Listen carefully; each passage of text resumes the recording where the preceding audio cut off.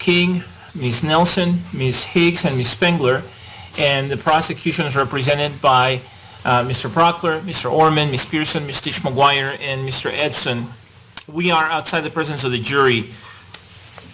I think it makes sense to have the parties not contact any of these dismissed jurors until the proceedings are over. If the parties are intending to contact them, I can hear argument on that. Do the parties know at this time whether they're intending to do that before the proceedings are over? It hadn't crossed our mind to do it, and we don't have any intention to do so, Your Honor. Mr. King? Judge, if we decide that we need to do that for some reason, we can bring it to the court's attention. Please, thank you. All right. Let's bring the jury in, please. Can you give this one to Adam, please? Should Dr. Metzner take this one? Yes, please.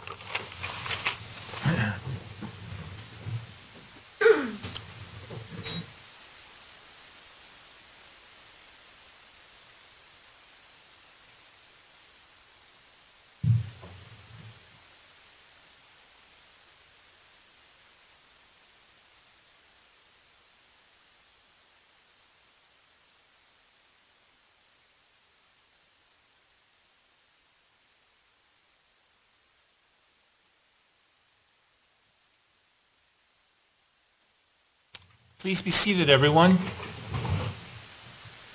The record should reflect that the jury is back in the courtroom. Good afternoon, folks. I want to thank you for your patience today. I hope you enjoyed your lunch. I know we had lunch brought in. We figured we would do that given how long you had to wait for us, but I very much appreciate how patient you've been. You may have noticed, or you may be noticing now, that there are 3 of you missing. We've lost 3 jurors. Please don't speculate about that. Don't think about why that happened or what happened. You should not speculate about any of that. I have prohibited those 3 jurors from having any contact with you related to this case, and I am prohibiting you from having any contact whatsoever with them. I say whatsoever because, frankly, given that this is where you met, if one of them contacts you, it seems to me almost impossible that something about this case is not going to come up. So don't you are, as one of the advisements that I have been giving you with respect to your conduct when you're not here in the courtroom, there's one that I'm adding, and that is you cannot have any contact of any kind with any of these 3 jurors who have been released, whether it's by phone, whether it's through email, whether it's in person, social media, through any means. No contact about anything, whether related to the case or not. Does everybody understand that? Yes. And everybody's nodding their head yes and saying yes. Okay, great, thank you. At the end of the day yesterday, Dr. Reed was on the witness stand. Dr. Metzner, this is what happens when you say it so many times. Dr. Metzner was on the witness stand, and now Dr. Metzner has resumed the witness stand. And I remind you, Dr. Metzner, that you're still under oath, And before I allow Mr. Brockler to proceed with the rest of his redirect examination, I want to remind you, members of the jury, that the court has admitted the testimony of Dr. Metzner only for a limited purpose. You may consider this testimony only as to the issues raised by the defendant's plea of not guilty by reason of insanity. You shall not consider this evidence for any other purpose. Please remember that whenever I refer in this trial to the issues raised by the defendant's plea of not guilty by reason of insanity, and I have referred to that before, I mean two questions, and that is issues related to two questions. Number one, whether the defendant was so diseased or defective in mind at the time of the commission of the act as to be incapable of distinguishing right from wrong with respect to that act. And number two, whether the defendant suffered from a condition of mind caused by a mental disease or defect that prevented him from forming a culpable mental state that is an element of a crime charged. I mentioned yesterday that I have told you in the past about the elements that make up each of the crimes charged in this case. One of the elements of each of the crimes charged in this case is sanity. The prosecution has to prove beyond a reasonable doubt each and every element of each crime charged, and one of those elements is that the defendant was not insane at the time of the commission of the act. And so when I talk about evidence being admitted only for the limited purpose of the issues raised by the defendant's plea of not guilty by insanity, not guilty by reason of insanity, I mean only related to that one element. Okay, so you cannot consider it with respect to any other element of any crime charge. Does that make sense to everyone? Yes. Everybody understands that, and everybody's nodding their head yes and saying yes. Okay, with that, Mr. Brockler, you may proceed with the rest of your redirect examination of Dr. Metzner. Thank you. Thank you, Your Honor. Dr. Metzner, yesterday there was some conversation during cross-examination about malingering and the tests that were validity tests and tests for malingering. Do you remember that? I do. I want to make sure that we're clear on what those tests and your opinions about malingering are and what they are not. Are those validity tests and those tests for malingering, are those guarantees of accuracy or trustworthiness for all the statements that the defendant makes? No. What is it that they're talking about when you talk about malingering? What those tests talk about and my opinions when I'm talking about malingering, I think the tests are very consistent with my opinion that Mr. Holmes wasn't faking a mental illness. And that's what those tests say. What those tests don't say is that every statement that Mr. Holmes has told me at least, is either accurate or reliable. But that's different than malingering. Give us some examples of some of the reliability issues that you came across that are not dispelled by these malingering tests. Well, for example, there's, as I've testified before, there's certain information that I received from Mr. Holmes that was different around the same event that, say, Dr. Gurr received from Mr. Holmes. And so both of those statements, one of those statements is probably not accurate. And so malingering test doesn't say anything about that. And the fact that they're not accurate just means that's an example of a statement that may not be reliable despite him not malingering. There's no question he has an illness. Let's talk about the unreliable statements then. What statement did he make to you that differs from what he told Dr. Gurr regarding what he thought he'd accomplish inside the theater? So he all been asked and answered and gone over. Overruled? Go ahead, sir. So he told me the goal of going to the theater was to shoot as many people as he could. And he told Dr. Gurr that... I'm going to object as to what he told Dr. Gurr. Overruled? Go ahead, sir. What was in Dr. Gurr's report was that he told Dr. Gurr that he didn't think that he would kill people, that it would harm people. That's a pretty big difference. And so that's an example.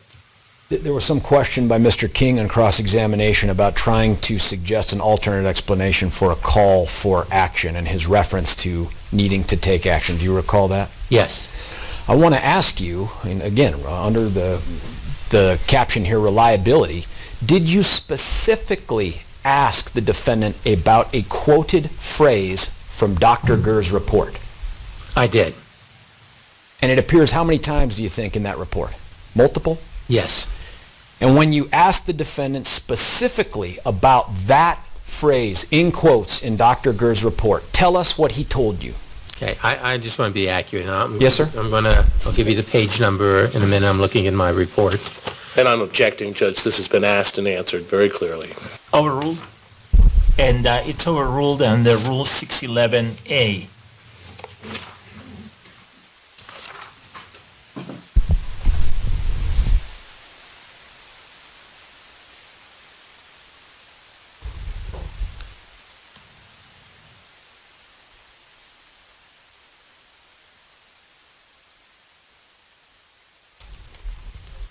Well, specifically I'm referring to page 7.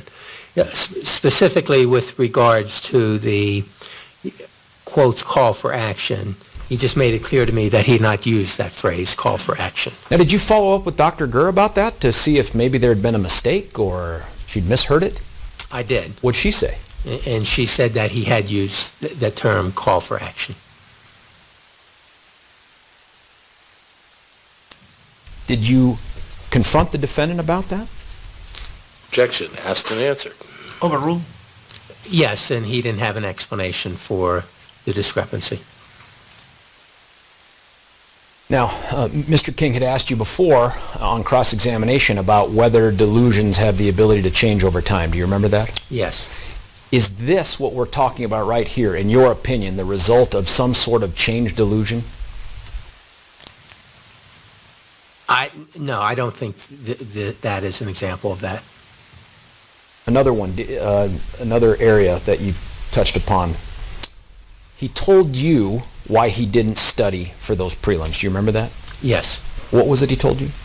What he told me was that he had always studied in the past due to fear of not doing well and not pleasing others, and he decided he was going to be himself and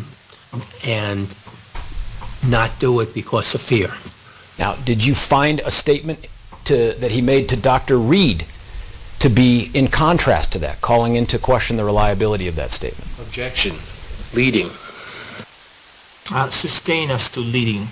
You can rephrase the question, and that ruling is pursuant to Rule 611C. It's also beyond the scope of my cross-examination. I didn't ask this doctor about any statements made to Dr. Reed. The objection as to beyond the scope is overruled under Rule 611B. Did he give an answer about why he didn't study to Dr. Reed? Yes. Was that answer consistent with what he gave you? It was different than the answer that he gave me. You remember what he gave Dr. Reed? I believe that the answer that he gave Dr. Reed was...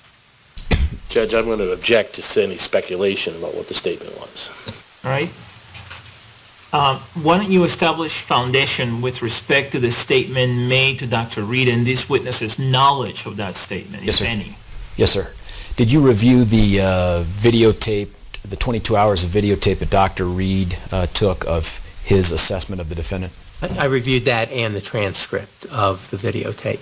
And based on that, do you know what it was that the defendant gave as a reason why he didn't study with Dr. Reed?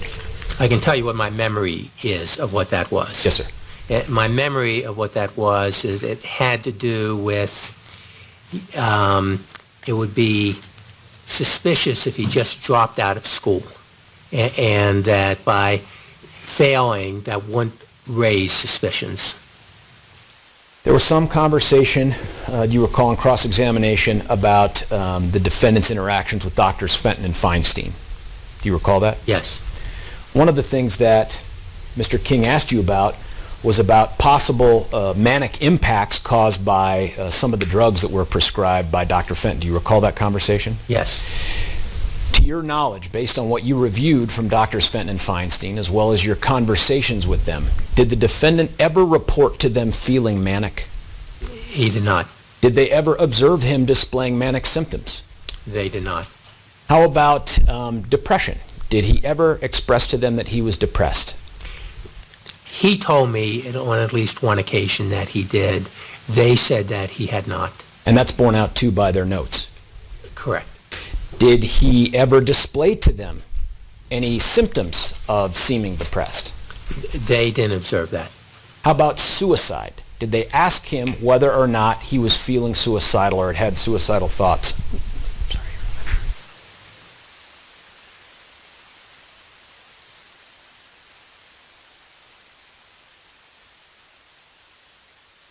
I'm sorry. We're doing real-time looking at the transcript. I just want to make sure the last answer to the question about did they observe any signs of depression with the defendant, you said what? I said I do not think that they did. Okay.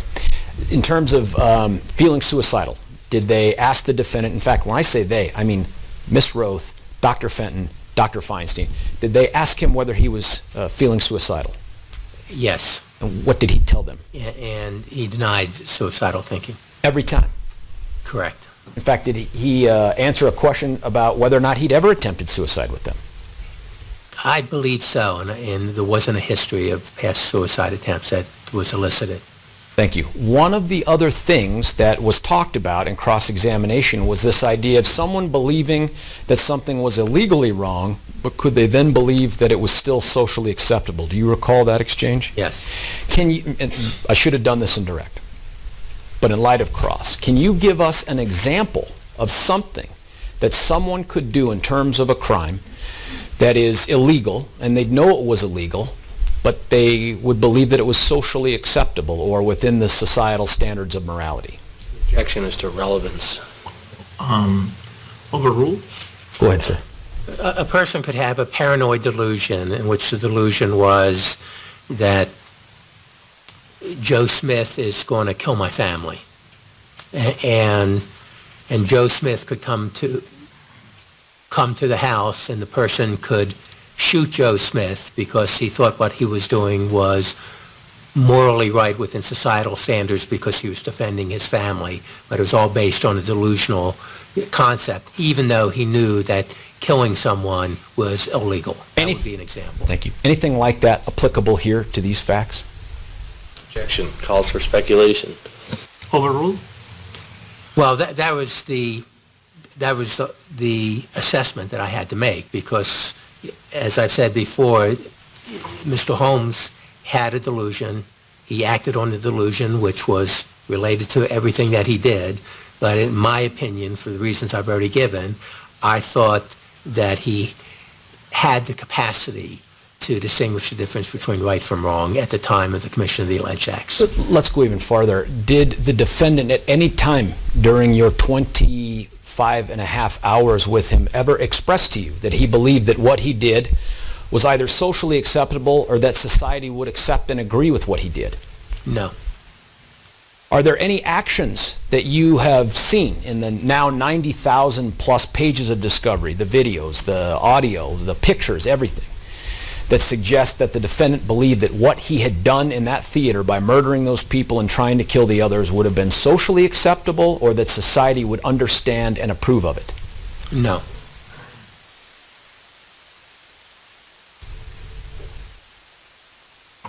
Again, in terms of talking about the capacity to know right from wrong based on societal standards of morality, is being delusional and thus having a psychosis, does that mean automatically you lack the capacity to know right from wrong? Objection asked and answered. Overruled? It does not.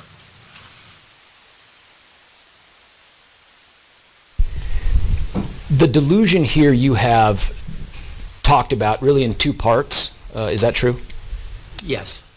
Is one of those parts that the defendant believed he would increase his self-worth by murdering people? Correct. And the other part is that he would feel better? Objection asked and answered. Sustained. Doctor, is the part of the delusion about increasing his self-worth also in part about making himself feel better because of the increased self-worth? Objection. Asked and answered. Sustained.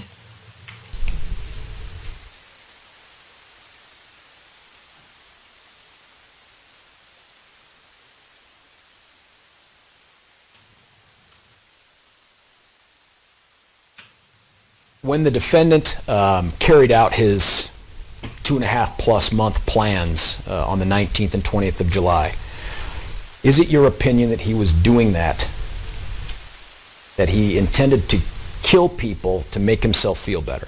Objection. Your Honor calls for the ultimate conclusion. Invading the province of the jury. All right, give me just a moment. It's invading the province of the jury.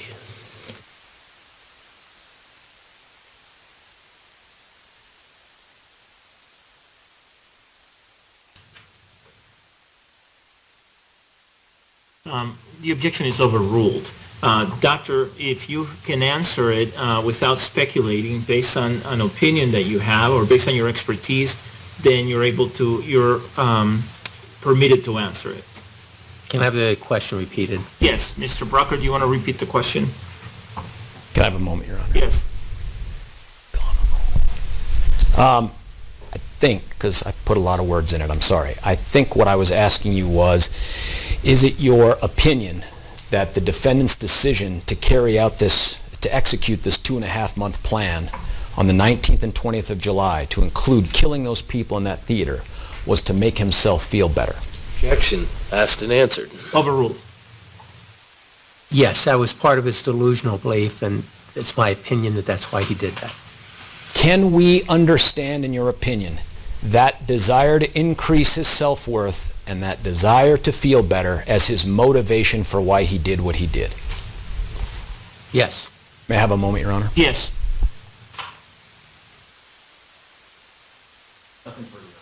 All right, Mr. King, do you have any recross for Dr. Metzner? Yes, Your Honor. Very brief.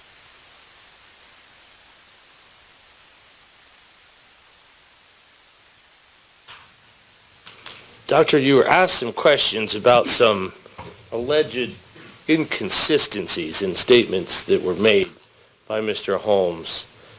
Suffice it to say, the fact that you find inconsistencies in what one person says over time when they're relating events that happened years before they were medicated, and when they were in a psychotic state, that doesn't mean that they're malingering, does it?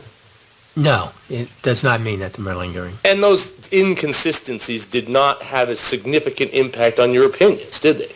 That's correct. Very few evaluations, very few, with the kind of history and investigation that took place in this case, will you find no inconsistencies, correct? Correct. As a matter of fact, if someone were to be completely consistent when they recalled events to you over and over again, that would cause you concern that they might be malingering, because that would suggest that they had planned it out or had been coached, correct? Would be concerning. So the fact that there are inconsistencies is not concerning in terms of your opinions. Fair to say? It doesn't change my opinions, and it depends on the nature of the inconsistencies. I would not say that none of those inconsistencies are not concerning, but I would agree with you that none of those inconsistencies changes my opinion.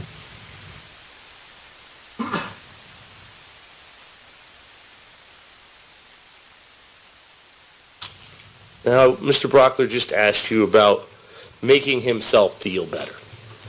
Now, to be clear, is this making himself feel better in kind of a physical way? No. Is it making himself feel better? Is that a psychotic concept for him to have, that killing other people would alleviate his depression and make him feel better? It was a psychotic concept. A psychotic delusion, and that's what the shooting was based on. Is that correct? That's correct. I don't have any other questions. All right, thank you. Dr. Metzner, the jury may have questions for you. Could you give us a moment, please? Yes. Thank you.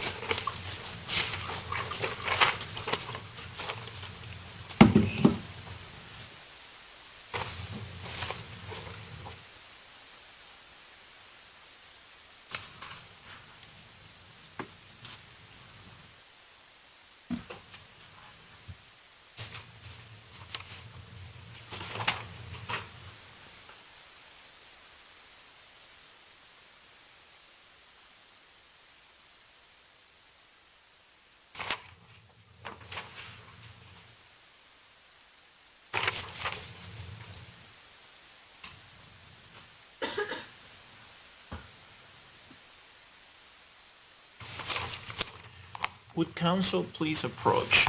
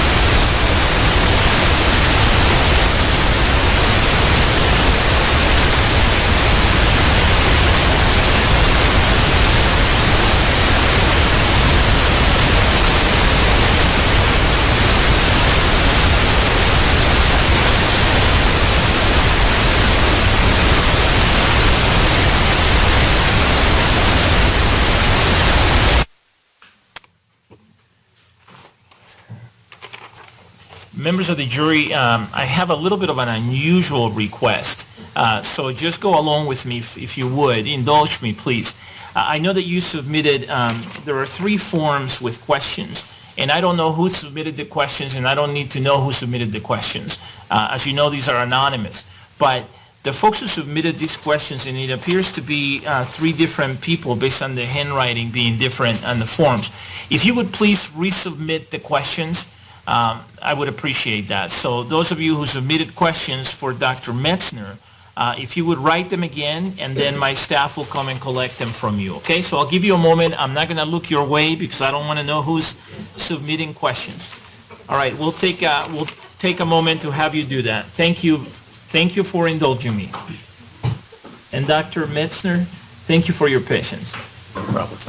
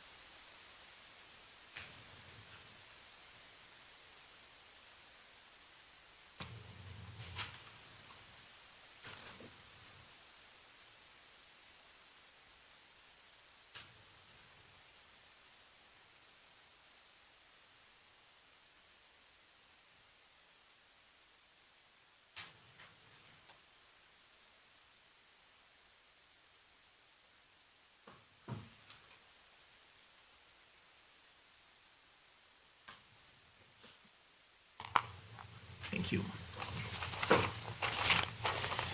Would counsel please approach? This is what they call deja vu all over again.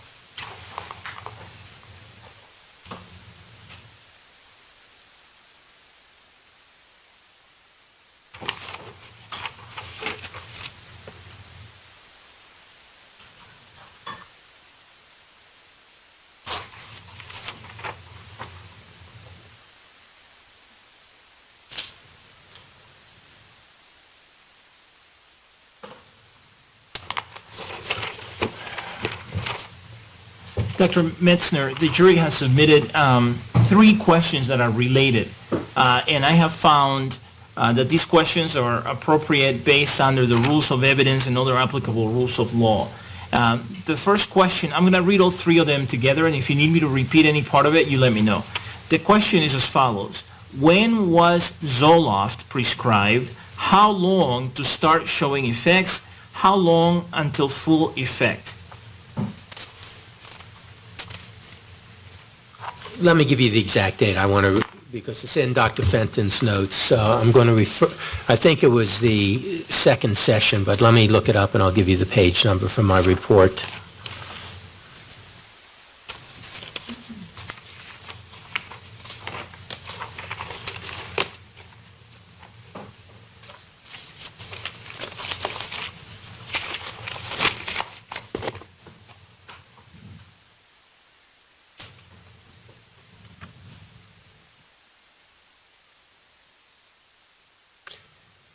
So,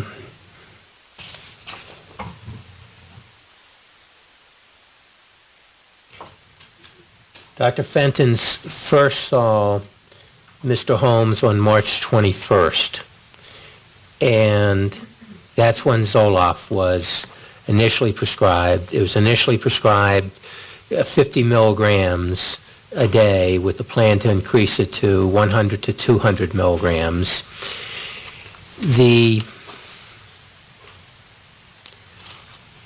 And then the question was, how long does it take effect? Let me answer it 2 ways.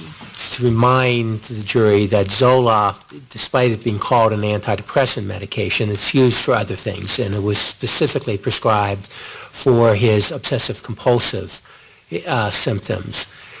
For depression, once you get a therapeutic dose, and the 50 milligrams, most people would say it's not a therapeutic dose. What you tell a patient is this could take 4 to 6 weeks before it takes effect. Some people it works much faster, but you got to be on a therapeutic dose for at least 4 to 6 weeks before it takes effect. Now, that's for depression. I think for obsessive-compulsive traits, you would say the same thing, that some people will get an effect fairly soon, most people don't, and you'll tell them you got to be on it for at least 4 to 6 weeks. I don't think that, let me just look at a couple other records about the Zoloft. It was increased on April 17 to 150 milligrams.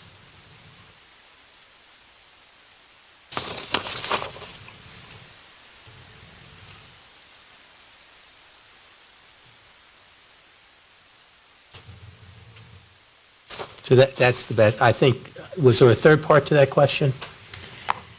The second part was how long to start showing effects, which I think you've answered. The last part was how long till full effect, and you may have answered that as well.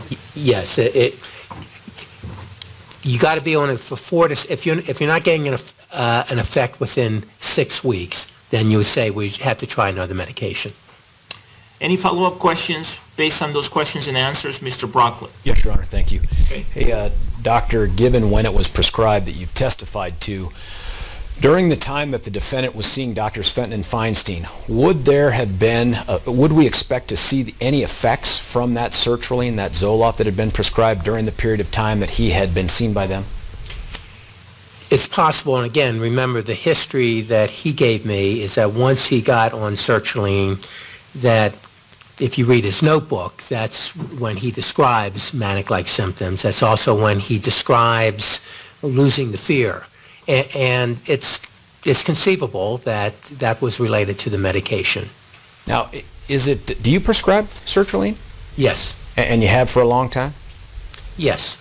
In this particular case, you've already testified on redirect that there was no observed or reported manic symptoms to Drs. Fenton and Feinstein. Did the defendant ever report any ill or otherwise side effects from the sertraline to Drs. Fenton and Feinstein that you're aware of? Objection asked and answered. Overruled? I don't think that he reported symptoms. related to that. And you had also testified earlier, was it this drug or some other drug that you said he had discontinued on his own? I think that I had mentioned that he had stopped the Zoloft, the sertraline. I'm not sure of that, too. I'm not sure whether he in fact did that or not. Do you have an opinion as to whether or not, for the point of this question, do you have an opinion as to whether or not the sertraline is what caused this murderous conduct by the defendant? Judge, objection. This is way beyond the scope of the juror's question. The juror's question just related to when and how the effects take effect. Mr. Brockler? Well, Your Honor, I think the question is when would this reach full effect? And I mean, I can rephrase the question to be, would the full effect have caused him to... I'll sustain the objection. You can rephrase your question, and we'll see if there's an objection. Doctor, for whatever is meant by the full effect of sertraline, do you have an opinion as to whether or not the full effect of sertraline, based on what was prescribed and when it was prescribed, would have caused the defendant to not have the capacity to know right from wrong based on societal standards of morality, or to be able to form the culpable mental states related to the crimes in this case? Objection, Judge. Way beyond the scope of the juror's question. Overruled. I don't think the sertraline had an impact on whether he did or did not have the capacity to distinguish the difference between right from wrong. Thank you. All right, any follow-up questions from you, Mr. King? Just one. You do think that the sertraline may have made the mental illness worse and may have contributed to the delusional beliefs that he ended up acting on? I don't think it contributed to delusional beliefs. He had the delusional beliefs before. I think it's, for a short period of time, it's conceivable that it could have made his condition worse. All right, may Dr. Metzner be released from his subpoena?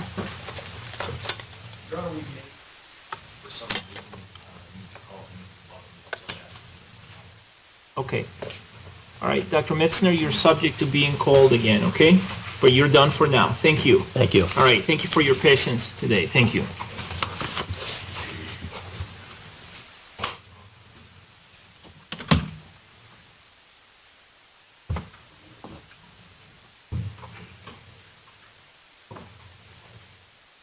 Your All Honor, right, Mr. Orman, call your next witness, before we please. do that, can I approach with counsel, Your Honor, just Yes. ask the question of the court? Yep.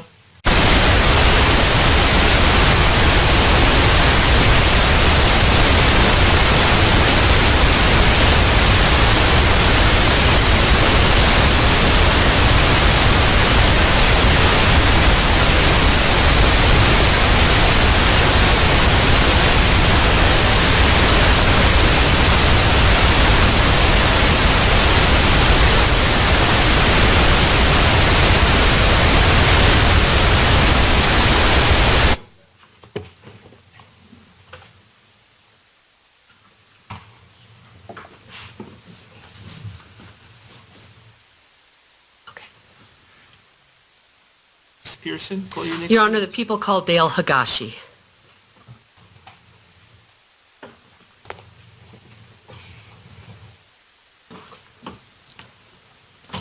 Good afternoon. Good afternoon. Solemnly swear or affirm on the penalty of law that the testimony you're about to give will be the truth, the whole truth, and nothing but the truth. Yes, I do. All right, please be seated. Thank you, Your Honor. Could you please tell us your full name for the record and spell your first, middle, and last names? Certainly. Dale Mikio Higashi, D-A-L-E. Middle name is M-I-K-I-O. Last name is H-I-G-A-S-H-I. All right, Ms. Pearson, you may proceed. Agent Higashi, would you tell us where you work, please? Okay, I am currently employed by the Colorado Bureau of Investigation. What does the Colorado Bureau of Investigation do? We have a forensic laboratory that supports most of the local agencies throughout the state, other than the Denver Police Department and Colorado Springs. We service all of those agencies with our forensic services, and we also have an investigative staff that helps regular investigations throughout the state. Are there different disciplines at the Colorado Bureau of Investigation, and is that called CBI? Yes, the CBI laboratory has probably 6 or 7 different disciplines. I'd have to count. Which one do you work in? I work in the firearms and tool mark section. How long have you been employed at CBI? I've been there for coming up on 11 years. What's your actual title at CBI? It's a laboratory agent. What do your duties consist of? My duties in the firearms section are to analyze firearms and firearms-related evidence. We help detectives determine type and caliber of unknown shootings, let's say, if we get fired bullets or fired casings submitted to the laboratory. If they happen to recover a firearm involved, I'll go through that firearm, make sure that it functions properly. I'll attempt to test fire that firearm to generate exemplars of what that particular gun does to fired bullets and fired casings. I'll also determine if the gun is capable of inflicting serious injury or death, and ultimately make those comparisons between the fired ammunition evidence to the test-fired bullets and cartridge cases from that suspect firearm, and make a determination if that is indeed the gun used in the commission of that crime. Do you have other duties at CBI as well? Yes, I do. What are those? I also serve as our department armorer, so I'm the one that helps maintain the agents' firearms, make sure that they're working properly, and I'm also one of the firearms instructors. What kind of weapons do you maintain as an armorer at CBI? At CBI, our normal issued duty firearm is a Glock 23, a .40 Smith & Wesson caliber semi-automatic pistol. We also have some Colt semi-automatic AR-15s and Remington 870 shotguns. Now, did you also say that you're a range officer? Yes, ma'am. And what do you do as a range officer? We help instruct our field agents in the proper use of their firearms, pistols, rifles, and shotguns. Where did you work prior to joining CBI? Prior to CBI, I was a senior criminalist with the Los Angeles County Sheriff's Department Crime Lab. What did you do there in Los Angeles? For the first 4 years, I was a narcotics chemist where I analyzed drugs. And then from 1990 to 2004, I worked in their firearms section. What's your educational background? I have a Bachelor of Science degree in microbiology from California State University at Long Beach. Now, you indicated that you first became a firearms, or you worked as a firearms examiner beginning in 1990. Yes, ma'am. What kind of training did you have to become a firearms and tool mark examiner? I underwent a 2-year training program. I worked under the direct supervision of 4 other examiners in Los Angeles who had in excess of 40 years experience with firearms identification. So I underwent the 2-year training program that's laid out by an association that most firearms examiners belong to. It's called the Association of Firearms and Tool Mark Examiners. Since that time, have you continued to have training in firearms and tool mark examination? Yes. How do you undergo additional training? Additional training can consist of going to the seminars that they put on and other firearms-related information that I can gather. Sometimes I'll go to the weapons manufacturers. They put on something in Las Vegas called the SHOT Show, where they bring out new guns, new ammunition components that are available to the public. So that's, again, something that a firearms examiner wants to be on top of. So it varies, but there's always continuing education in my field. Do you belong to any professional associations that are related to firearms and tool mark examination? Yes, I am a regular member of the Association of Firearms and Tool Mark Examiners. Do you stay up to date with new developments and changes in the field of firearms and tool mark examination? Yes, I do, and I'm on their website pretty much daily. Have you testified as an expert in the field of firearms and tool mark examination? Yes, I have. Could you tell us how many times and in what counties or what states? Okay. In the state of Colorado, in excess of 130 times, and I've been all over the state, from the south, Huerfano County, out in Durango. I've been out west and most of the metro area. And then in the state of California, I would estimate probably close to 500 prior occasions in mostly Los Angeles County Superior Courts. Your Honor, I would move for the admittance of Dale Higashi as an expert in the forensic examination of ballistics, firearms, and tool marks. Without objection. All right. Without objection and pursuant to Rule 702 of the Colorado Rules of Evidence, the Colorado Supreme Court's decision in People v. Schreck, 22 Pacific 3rd, 68, Colorado 2001, and my previous ruling in this case, which is Order D-110A, the court qualifies Agent Dale Higashi as an expert witness in the field of, did you say firearms? Your Honor, I asked for the forensic examination of ballistics, firearms, and tool marks.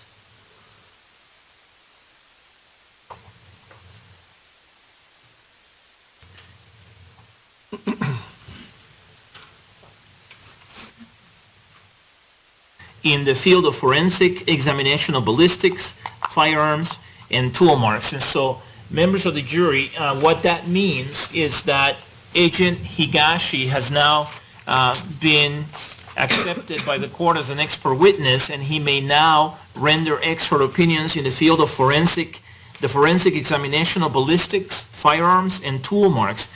Please keep in mind that you're not bound by the testimony of a witness who testifies as an expert. The credibility of an expert's testimony is to be considered as that of any other witness. You may believe all of an expert witness's testimony, part of it, or none of it. The weight that you give the testimony is entirely your decision. Before you proceed, would counsel please approach for just a moment?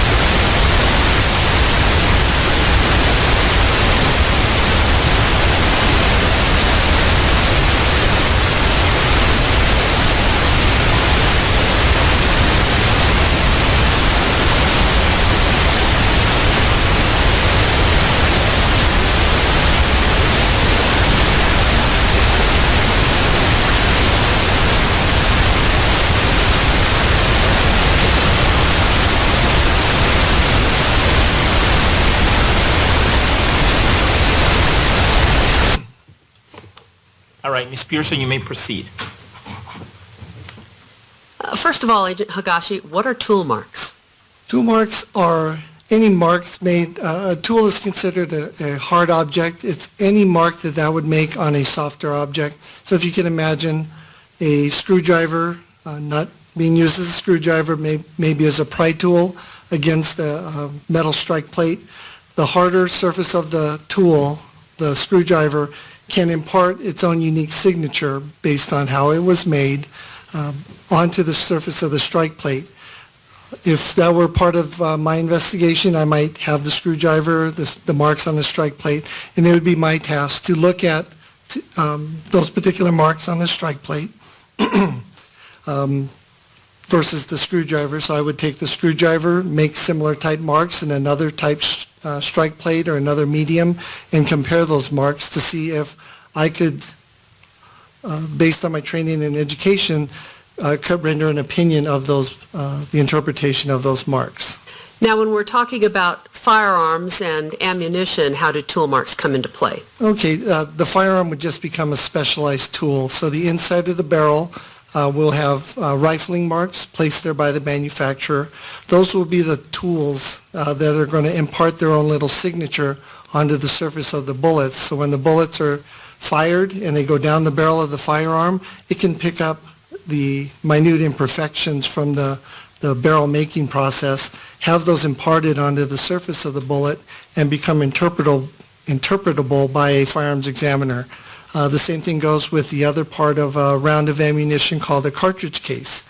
This will come in contact with a part of a firearm called the slide. In that slide, there's different tools or different areas that can mark cartridge cases. And those are the things that a firearms examiner would look at to help make a determination if that fired casing or that fired bullet was fired in a particular firearm. Does each firearm have a unique rifling characteristic to it? They have what we call general rifling characteristics. So a family of weapons will have a class characteristic. These are put there on purpose by the manufacturer. So let's say the Smith & Wesson rifle that I looked at in this case would have 5 lands and grooves and a right-hand twist. Every Smith & Wesson M&P 15 would have those class characteristics, but each one would get its own set of individual characteristics based on the barrel being made, being finished, being assembled, and put into a firearm. Those could all impart their own individual signature on the inside of the barrel that would then translate to the surface of a bullet. What are lands and grooves, and what's a right-hand twist? Okay. Lands and grooves. The lands are the raised portions. If you look down the barrel of an unloaded rifle or pistol, it'll have raised portions and lowered portions. So the raised portions of the lands, those are what will cut into the surface of the bullet and impart a spin. So the direction of twist, they have to go one way, right or left. So if you look down the surface of the barrel, and what I do is I follow the way the lands curve, and that will give you the direction of twist. If you follow it and it goes to the right, my right arm, that's a right-handed twist, and the bullet, as it comes out, will have a right-handed twist to it. If it goes the other way, a left-handed twist, it will impart a left-handed spin to the bullet and actually cut grooves into the surface of the bullet, and will have a left-handed, they'll lean to the left.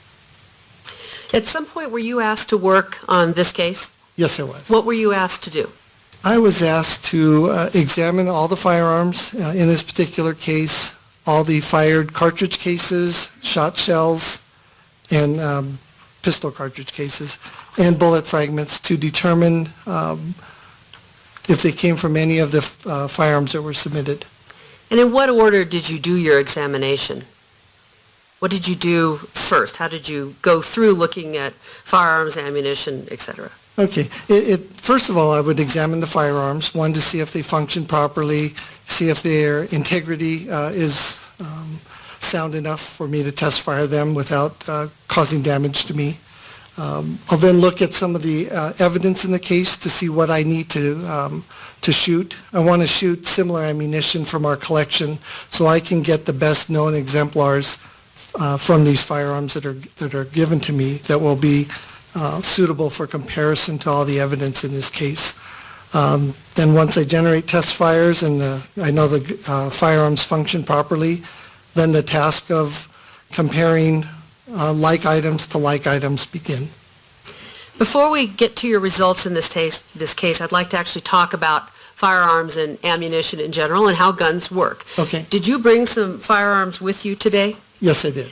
And I see a couple of bags behind you. What did you bring with you? I brought a Glock Model 22, a 40 Smith & Wesson caliber semi-automatic pistol.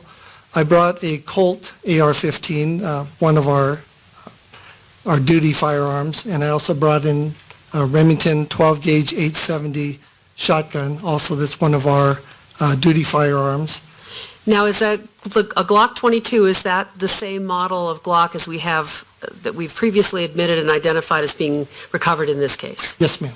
And the Remington 870 shotgun, is that like the Remington 870 shotgun that we collected in this case? Yes, it is. Now, the Colt AR-15, is that like the Smith & Wesson MP-15 that we recovered in this case? Yes, it is. It's very similar. The parts would interchange. It's just that this is one that we had that I was made available to me that I could actually remove the firing pin. Actually, all the guns, the firing pins have been removed for court safety.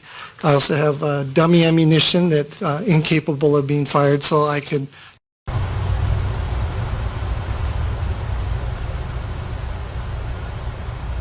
Judge, All right. before we do this, may we approach? Yes.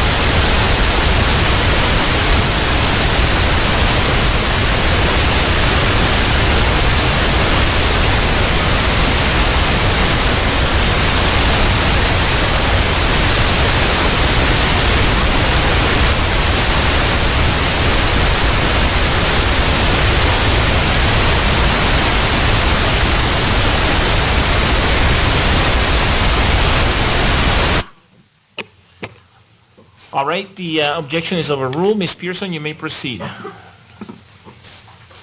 Your Honor, did you want to take the afternoon break before we begin? Let's do that. It's 3:15. Maybe members of the jury, let's go ahead and take our afternoon break. Please keep in mind all the advisements I've been giving you. They are extremely important. They all apply. They're not just suggestions, they are requirements, and each and every one of you must follow each and every one of those advisements, including the one that I added earlier today, which is you are to have no contact whatsoever with the 3 jurors who are no longer here. As much as you may wish to have contact with them or to perhaps find out what happened or to chat with them, you must resist the temptation to do that. And again, understand that these are strict, and I expect each and every one of you to follow all of these advisements, okay? Enjoy the break. I'll see you back here in 20 minutes.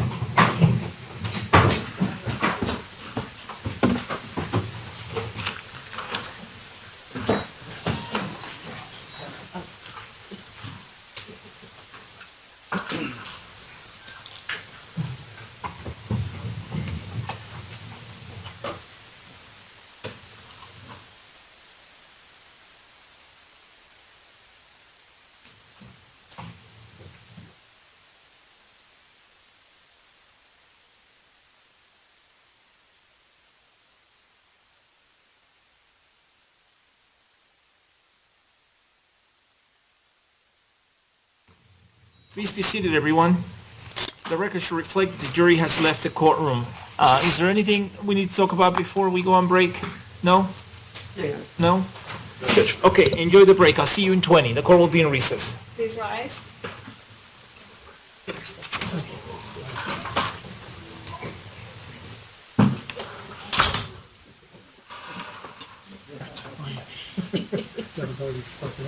Yeah, so,